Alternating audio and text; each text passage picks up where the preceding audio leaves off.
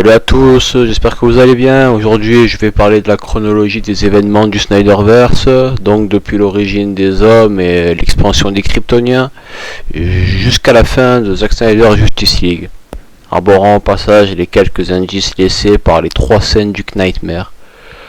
Celle de Dawn of Justice avec la capture de Batman par les forces armées de Superman et Darkseid, celle de la vision de Cyborg avec la mort des héros après la conquête de Darkseid, avant donc la corruption de Superman, et enfin celle qui met en scène l'équipe de Batman avant sa capture, cherchant refuge auprès du Joker.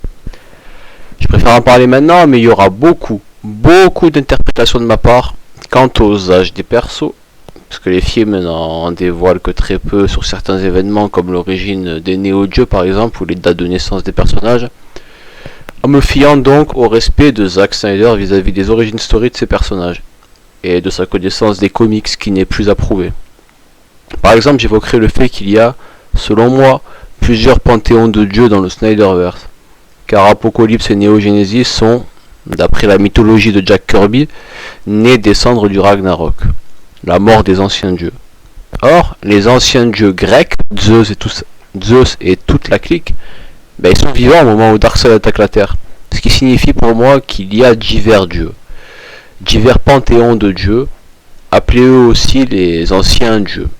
Les dieux nordiques, grecs, pourquoi pas égyptiens aussi. Après tout, il y a les dieux aztèques, donc en la personne de l'entité qui possède El Diablo. Ouais, je me rappelle plus de son prénom, Santana, un truc comme ça. Celui de Suicide Squad. Donc, aussi d'autres divinités, d'autres dimensions, tels que l'Enchantress et son frère, et d'autres dont on ne soupçonne même pas encore l'existence. Donc je dis ça pour les différents panthéons, et même si les informations ne sont pas toutes données, l'ensemble de ce qui est montré et dit dans le Snyderverse me semble cohérent, du début de Man of Steel à la fin de Zack Snyder Justice League, sans oublier donc Wonder Woman qui se passe dans le passé, le premier, et Suicide Squad. Même si la version de Ayer diffère probablement du film qu'on a eu en 2016, mais les personnages restent les mêmes et on retrouve donc le Joker de Leto, donc de Suicide Squad, dans Zack Snyder Justice League. Même si on en apprend que peu sur Steppenwolf, le peu qu'on a suffit à comprendre sa motivation de retrouver les boîtes, de savoir pourquoi il est banni de sa planète et pourquoi sa quête est si importante à ses yeux. Man of Steel est l'unique film solo du Snyderverse qui se déroule dans le présent, et il est placé au tout début. C'est lui qui va bouleverser tous les personnages déjà existants avant même l'arrivée de Clark sur Terre, qui suivront tous un chemin post-Superman par la suite et qui graviteront autour de Superman. Il est le commencement, et dans son sillage ne suivront ensuite que des films chorales façon Seigneur des Anneaux et autres Star Wars. Wonder Woman est une exception, car son histoire se déroule dans le passé, donc ça n'interfère pas avec l'évolution de l'univers présent, et qui plus est, elle rajoute du background. Pourquoi je parle de ça? Eh bien, c'est parce que l'idée de ne faire que des films chorales traduit pour ma part formidablement bien cette évolution logique d'un univers cohérent, qui évolue en un seul bloc solide, avec tous les personnages évoluant en même temps et non séparément. Et c'est en ça que je n'aime pas les films solo dans les grandes sagas, car un film solo ne se focalise que sur une seule personne à chaque fois, à savoir le protagoniste, tandis que le reste du monde est en suspens.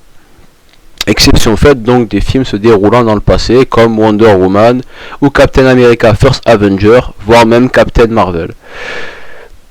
Je suis donc, même si ça m'aurait fait jubiler en tant que fan de Batman, contre l'idée d'un film Batman, si l'idée est toujours sur la table, avec Ben Affleck, se déroulant dans le présent du Snyderverse. Si par contre, le film retrace le passé de Bruce avant l'arrivée de Superman, là, il n'y a pas de problème pour moi. Là, allez-y, faites ce que vous voulez. Un film sur la mort de Robin, ce serait parfait pour moi. Bon, nous allons commencer. Et nous allons remonter le temps il y a très longtemps. Je vais commencer par évoquer le passé kryptonien. Ce qu'il faut savoir, c'est que la race kryptonienne a plus de 100 000 ans. C'est Jor-El qui le dit dans Man of Steel. Durant ce long laps de temps, elle a envoyé des vaisseaux colonisateurs à travers l'univers pour faire pérenniser la race kryptonienne à travers l'univers donc. L'un des vaisseaux avait en son bord la cousine de Superman et on en parlera plus tard de cette dernière. 100 000 ans après l'ère de conquête du peuple kryptonien, la nouvelle génération a délaissé tous ces vaisseaux et ont commencé à mettre en place un contrôle de naissance artificielle tout en ramonant le cœur de leur propre planète. De cette nouvelle génération verra la naissance de Jor-El, d'Amlara et du futur général Zod. À force de solliciter la matière première de Krypton, le noyau de la planète est devenu instable. On y reviendra après quand on abordera la chute de Krypton et la naissance de Kal-El. L'avènement des dieux de l'Olympe et la naissance des hommes et des Amazones.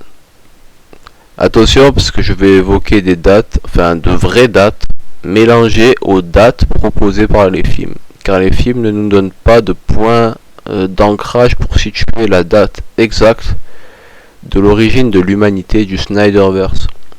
Mais ils nous donnent par contre des éléments, des âges de personnages comme celui de Wonder Woman ou bien de civilisation qui nous permettent d'établir une chronologie des événements et d'en déduire les dates d'événements qui nous sont inconnus. Je me fie aux dates données par la culture générale sur le sujet, donc la mythologie grecque aurait vu le jour entre 2000 et 3000 ans avant Jésus-Christ, deux dates faisant partie du 3e millénaire.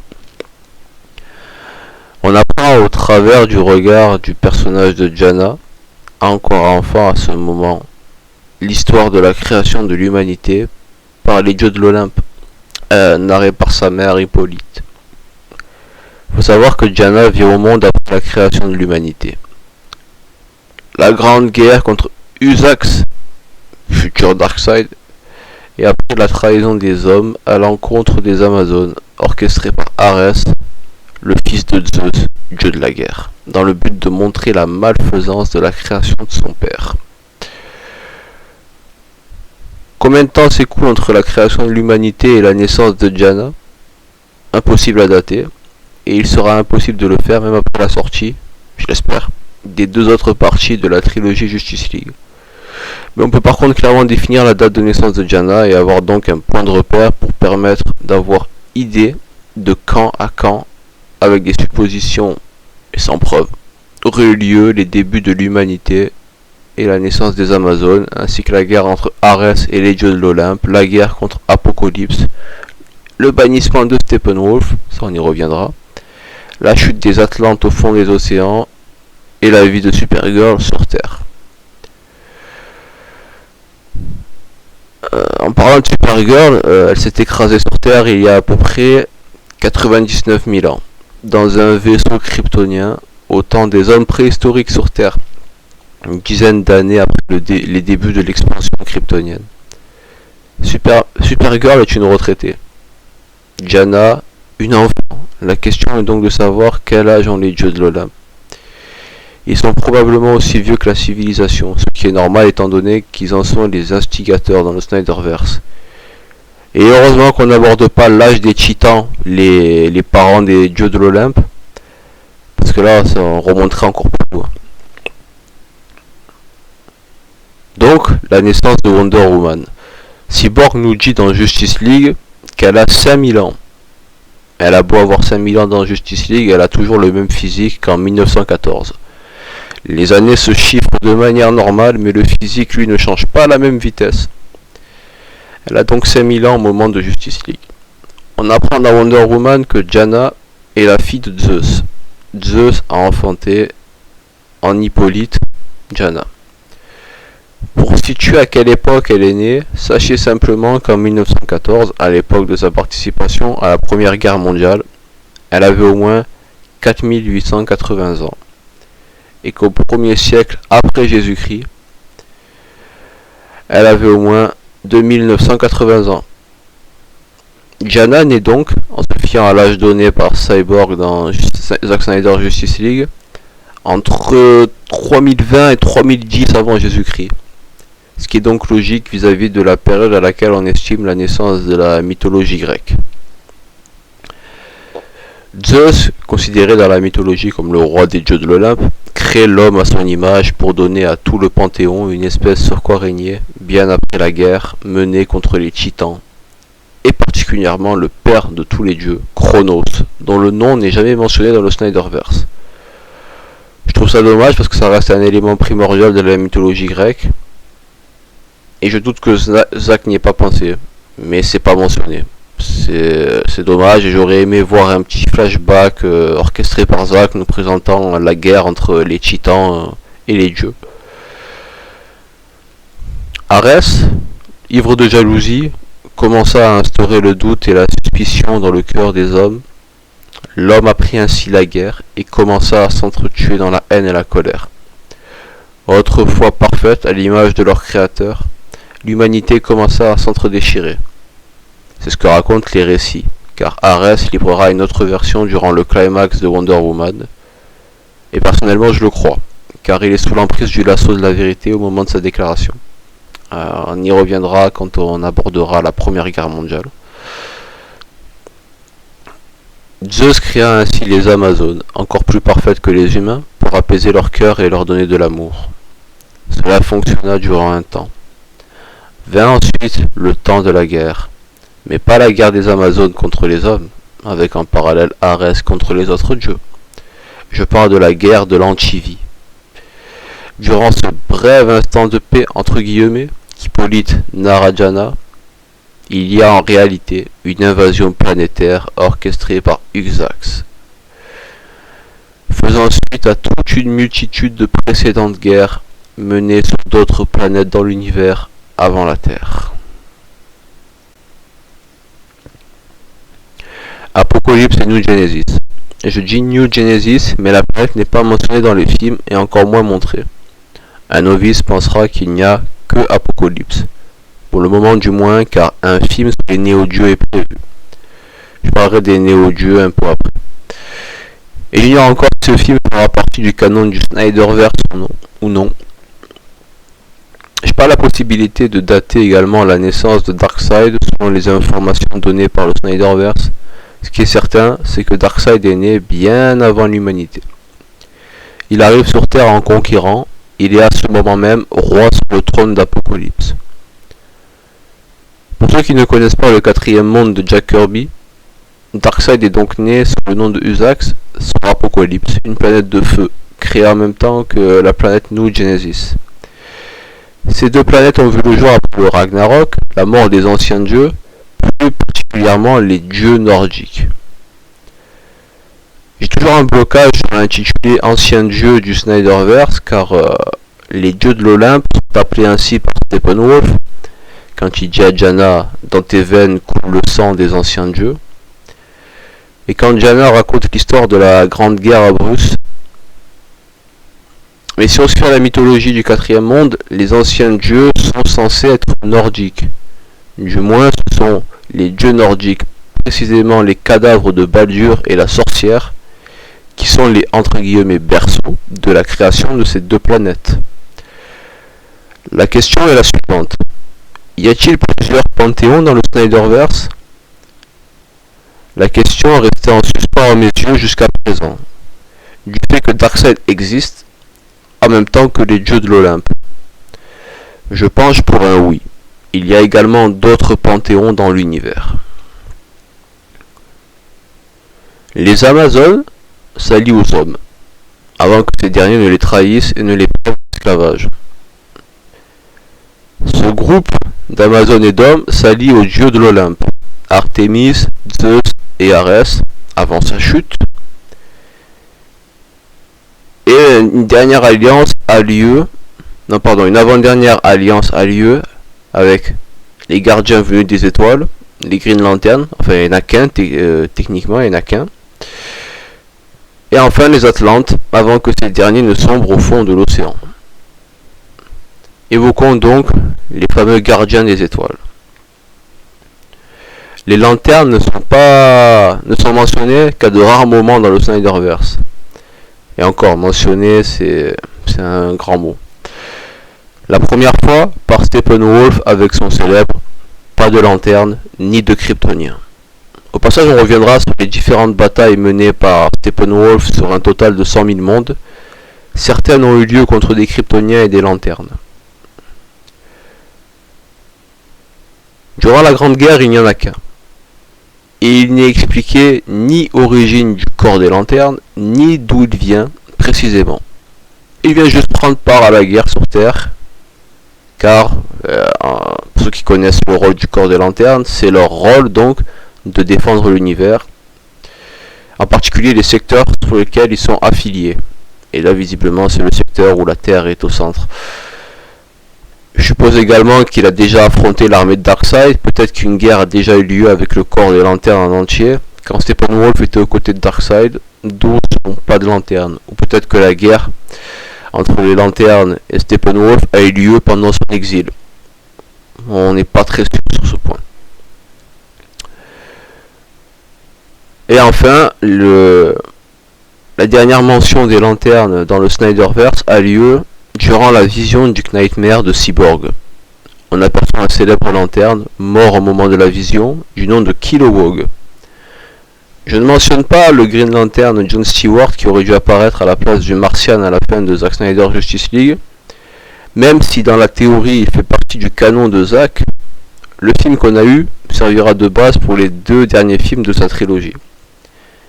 Et de ce fait, John Stewart n'est malheureusement pas encore certain d'apparaître. Warner fait de la grosse merde et ne laisse pas des purs auteurs comme Zack Snyder qui donnent à tout le panthéon de DC leur lettre de noblesse, un seul personnage dans le but de l'emmerder. J'arrête d'en parler sinon ça va m'énerver. Je vais pas m'étaler à retracer l'histoire du corps des lanternes, je doute pas un seul instant que Zack ait repris l'origine de ce peuple tel qu'il a été présenté dans les comics. La seule chose que l'on sait, c'est que le corps existe depuis l'origine de l'humanité et qu'il a fait la guerre à Darkseid. Voilà. La race des lanternes a une existence d'une même longévité que celle des dieux de l'Olympe et des Kryptoniens et des néo-dieux et probablement des Atlantes. Bien que les Atlantes, en fait, je pense que ce sont des hommes à la base créés par les dieux de l'Olympe, mais qu'ils ont ensuite chuté dans les océans. Mais d'un côté, je me dis que non, parce qu'ils ont quand même des spécificités et des caractéristiques physiques que n'ont pas les humains, même s'ils sont encore à la surface. Donc, ouais, je sais pas trop. Les Atlantes, protecteurs de la Terre, avant d'être protecteurs des mers. Alors il y a 2 versions qui s'entrechoquent, je l'ai découvert récemment ça. Au départ, Zack avait déclaré que l'Aquaman de James Wan ne fait pas partie du Snyderverse, malgré le respect mutuel entre les 2 réalisateurs. James Wan le démontre avec son film, qui s'inspire beaucoup de la grammaire visuelle de Zack, et sa manière d'iconographier les personnages comme des demi-dieux. Mais après tout, j'ai vu une déclaration de Jason Momoa disant que, enfin en 2020 c'était, que Aquaman faisait réellement suite au Zack Snyder Justice League, à la Snyder Cut. Donc je sais pas, sur ce point on est dans l'incertitude, je me fie à la parole de Zack, mais Jason Momoa quand même, il était un des premiers à défendre la vision de Zack, donc peut-être qu'au final c'est vrai, mais sa déclaration date de 2020 et je me souviens plus de quand date la déclaration de Zack à propos des autres films du DCEU en dehors des siens. Je pense malgré tout que, malgré ce quiproquo, l'origine de la chute des Atlantes est la même que dans Aquaman ou dans le Snyderverse. A savoir que les Atlantes étaient au départ tous unis dans une cité immense se dressant au-dessus de l'océan. La civilisation était en avance technologiquement parlant sur le reste de l'humanité, et Poséidon, le dieu de la mer, en personne avait donné de son métal dans le but de forger un trident pour le roi Atlan. Un trident pour commander toute créature de l'océan. Mais dans leur expansion, les Atlantes ont commencé à devenir trop ambitieux, en tentant de contrôler, enfin, ce que je vois dans le flashback, l'énergie du trident. Un souffle puissant a enseveli la cité et tous ses habitants dans les abîmes des océans. Les Atlantes connurent ce destin tragique, bien après la guerre contre Darkseid et la mise sous clé de l'une des 3 boîtes mères. Les Atlantes sont une race humanoïde et ne sont devenus aquatiques qu'après leur déchéance. Les boîtes mères. Darkseid possédait 3 boîtes mères au moment de l'attaque de la Terre. En arrivant, il découvrit l'antivie, la récompense de toute sa guerre contre l'univers. Il fit appel à des mystiques, des sortes de mages d'Apocalypse dont Desaad faisait partie, pour synchroniser l'unité. Son but était donc de synchroniser l'unité des 3 boîtes, purifier la planète par le feu, et recréer une population terrestre consumée par l'antivie. Il y eut la guerre et la chute de Darkseid qui rentra déchu et sans les boîtes sur Apocalypse. Darkseid était affaibli et il mourut sur Apocalypse, tandis que certains profitèrent de sa faiblesse pour prendre sa place sur le trône. C'est au bas mot ce que Zack a déclaré sur son compte Vero. Position de ma part. Usax a probablement été ramené à la vie en étant mis en contact avec le symbole Oméga, aidé par Desaad. Il a changé de nom en devenant Darkseid, et il a ensuite massacré un à un ceux qui avaient attenté contre lui, et il a banni Steppenwolf. Les boîtes mères furent confiées aux 3 peuples terrestres, Amazones, humains et Atlantes, après une alliance commune. Chaque peuple devait protéger chacune des 3 boîtes mères au prix de leur vie. Des années après viendra l'heure de la chute des Atlantes et l'asservissement des Amazones, de leur rébellion contre les hommes, aidés par les dieux, et de la guerre au sein de l'Olympe, entre Arès et le panthéon grec. Arès tua un nombre important de dieux, mais il fut banni par un ultime coup de Zeus. Dans son dernier souffle de vie, Zeus créa l'île de Themyscira, un sanctuaire caché à la vue de tous, uniquement pour les Amazones, et avec Hippolyte, il donna naissance à Diana, destinée à devenir la tueuse de Dieu. Le bannissement de Steppenwolf, oncle de Darkseid, oui, son lien de parenté avec Darkseid, fut un élément assez important dans le cycle de Apocalypse. Orgueilleux de prendre la place de son neveu sur le trône, il participa à sa destitution et à sa mort. Mais il changea rapidement de décision. Il dut alors poursuivre le combat, non plus pour le trône, mais pour le protéger, pour se racheter de son erreur en affrontant d'autres envieux et orgueilleux. Comme il dira à Desaad, « Mais en comprenant mon erreur, j'ai massacré ceux qui convoitaient son trône. » Darkseid ne le tua pas pour cette raison, mais il le bannit et lui imposa une condition s'il voulait un jour revenir sur Apocalypse. Desaad, lui, parle de 50 000 mondes à offrir à Darkseid. Mon avis que Steppenwolf n'a cessé durant toutes ces batailles de chercher les boîtes, allant même jusqu'à affronter des lanternes et des kryptoniens. J'évoquerai par ailleurs une théorie d'un internaute à ce propos qui montre que Apocalypse et les néo-dieux étaient prévus par Zack des Man of Steel. Je voulais rajouter un truc. En 2015, il y avait déjà une vidéo de prévisualisation de la scène des Amazones qu'affronte Steppenwolf. En 2015, les gars.